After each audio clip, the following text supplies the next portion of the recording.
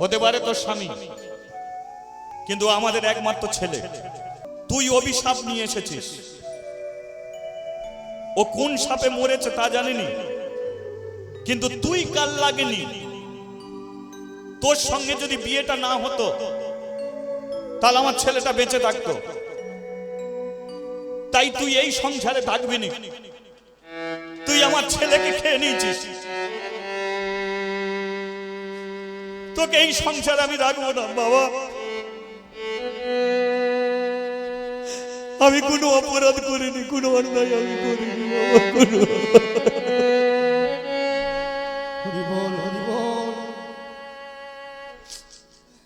একবারের মতো আমার স্বামীকে দেখতে।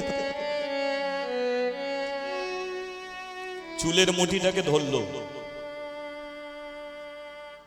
জমিদার চুলের মুঠিটাকে ধরে ঘর থেকে বার করে দিচ্ছে।